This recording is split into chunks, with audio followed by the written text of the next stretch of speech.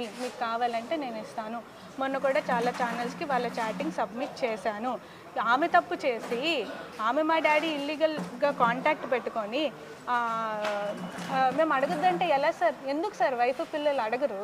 ఎందుకు అడగరు? అడుగుతారు.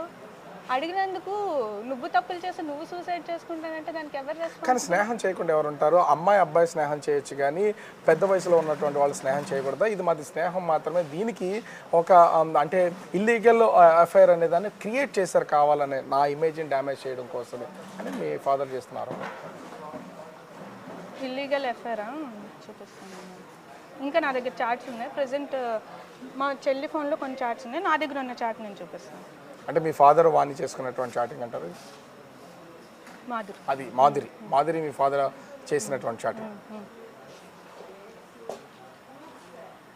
అంటే ఇన్ని ప్రూఫ్స్ మీ దగ్గర పెట్టుకుని మీరు ఈ విధంగా తననే డైరెక్ట్గా అడగొచ్చు కదా, ఇన్ని సంవత్సరాల్లో మాధురి వచ్చినప్పటి నుంచి ఉన్నటువంటి సంబంధించినటువంటిది, ఎందుకు మీరు కూడా సైలెంట్గా ఉన్నారు? అడిగాము. నేను అందుకే కదా సార్ లాస్ట్ ఇయర్ పల్లాసాకి వెళ్ళాను. అంతకుముందు సీఎం దగ్గరికి ఎందుకు సార్ వెళ్ళి కూర్చున్నాము? ఈ మ్యాటర్ గురించే కదా కూర్చున్నాము. సీఎం గారి దగ్గరికి ఈ మ్యాటర్ ఎలా వెళ్ళింది? చాలా రోజులు డిస్కస్ చేసుకున్నాక ఆయనకి ఎంత చెప్పినా మారక అక్కడికి వెళ్ళింది టాపిక్. అక్కడ నుంచి వచ్చాక కూడా మాట్లాడాము. ఆయన మారకపోతే ఇంకెన్నాళ్ళు సార్ ఓపిక పట్టేది? ఆమె వచ్చి ఇంట్లో వీడియోలు అవన్నీ చేసుకుంటుంటే చూస్తూ ఊరుకోవాలా? ఇల్లీగల్ అఫైర్ పెట్టుకుంటే. ఇంకోటి, వాళ్ళ పిల్లల్ని అబ్యూస్ చేశారు ఏమో అంటుంది. అంటే ఇప్పుడు డిఎన్ఏ టెస్ట్ చేయాలి ఆ పిల్లలకి సంబంధించి. ఆ పిల్లలు ఆమె కూడా అంది డిఎన్ఏ టెస్ట్ చేయించాలని. నాకు ఇప్పుడు నన్ను కేసు పెట్టమంటారా? అబ్యూస్ కాదు, నాకు అబ్యూస్గా కేసు పెట్టమంటారా? ఎందుకన్నది డిఎన్ఏ టెస్ట్ చేయించుకొని ఆమె మా ఇంట్లో ఉండి ఇల్లీగల్ అఫైర్ నడిపిస్తుంది. అండ్ టెక్కల్ మొత్తంలో మీరు ఏ డోర్ కొట్టినా, నేను కాదు చెప్పేది, మీరు ఏ డోర్ కొట్టినా ఆమెకి ఎంతమందితో అఫైర్లు ఉన్నాయో కూడా చెప్తారు. ఆమె మమ్మల్ని అన్నది ఆమె ఇలాగ నడిపిస్తుంది కాబట్టి మేము డిఎన్ఏ టెస్ట్ చేయించుకొని ఆమె కూడా నన్ను అంది. అయితే ఇంట్లో అబద్ధం ఏం లేదు కదా, ఆమె అంది కాబట్టి మేము కూడా అన్నాం.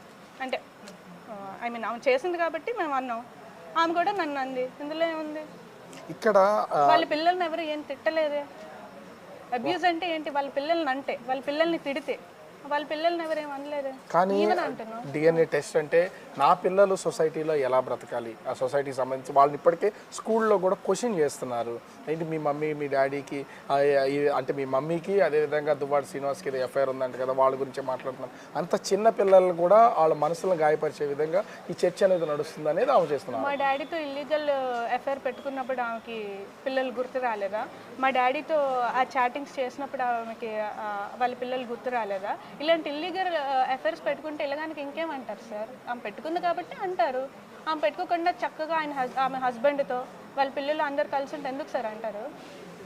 ఒకవేళ నిన్న గనక ఈ యాక్సిడెంట్లో తను అంటే ప్రాణాలతో బయటపడింది కాబట్టి సరిపోయింది. తను చనిపోయి ఉంటే దువ్వాడ వాణి ప్రాణాలు కాదు, ఆమె సూసైడ్ చేసుకోవడం. ఎదుటి కారు మన ఎదుటి ఇంకొక కారు ఉంది. ఆ మనిషి పరిస్థితి ఏంటి సార్?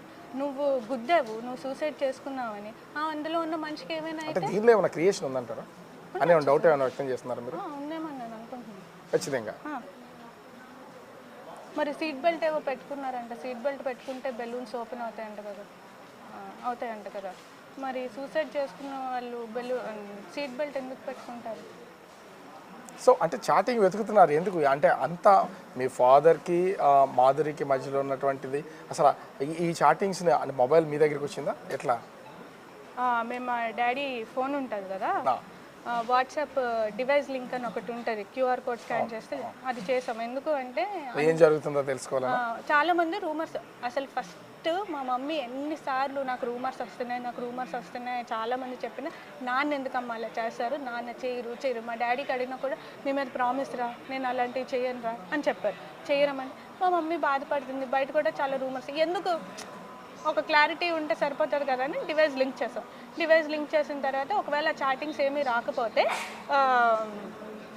మమ్మీకి చెప్తావు, అమ్మ ఏం లేదు, నువ్వు అనవసరంగా నువ్వేమీ మైండ్లో పెట్టుకోకు, చాటింగ్స్ ఉంటే మాత్రం ఖచ్చితంగా అమ్మ కోసమే స్టాండ్ అవ్వాలని నేను మా చెల్లి అనుకున్నాను. ఈవినింగ్ వరకు చూసాం, ఏం రాలేదు. సరేలే ఏం లేదు, అమ్మకి చెప్తాంలే అని అనుకున్నాం. నైట్ నుంచి స్టార్ట్ అయ్యాయి మెసేజ్లు. అక్కడి నుంచి లేదు, మమ్మీకే సపోర్ట్ ఇవ్వాలని ఫిక్స్ అయిపోయింది. ఆ విధంగా ఏముంది అసలు అంటే మీరు చేసినట్టు స్టార్టింగ్లో ఏముంది అసలు? ఇందులో ఏముందంటే అంటే వీటికి సంబంధించి ఆమె నేమ్, ఓకే ఓకే ఆమె డిపి, ఓకే ఓకే ఏం అంటే పెట్టిందంటే ఆమె టైం కూడా చూస్తే 12 o'clock నైట్, అంటే morning late night 12 AM. Late night అసలు గడప గడపకి వచ్చేదే మీకోసం అని పెట్టింది.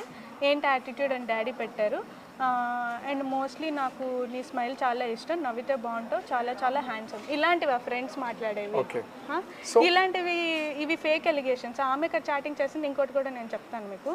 ఆమె మామూలుగా డీపీ పెట్టేసి కూడా నేమ్ మార్చేస్తే కూడా అయిపోద్ది అన్నారు. ఇది ఆమె కారు విజయవాడలో దొరికింది. మా డాడీ, ఇది రెడ్ కలర్ కారు. ఇక్కడ కారు ఉంది. ఓకే ఈ కారు నుంచి మా చెల్లి డోర్ కొట్టగానే వెంటనే దిగి వెళ్ళిపోతున్నారు. వెంటనే వెళ్ళిపోతున్నారు. ఇది ఆమె కారు.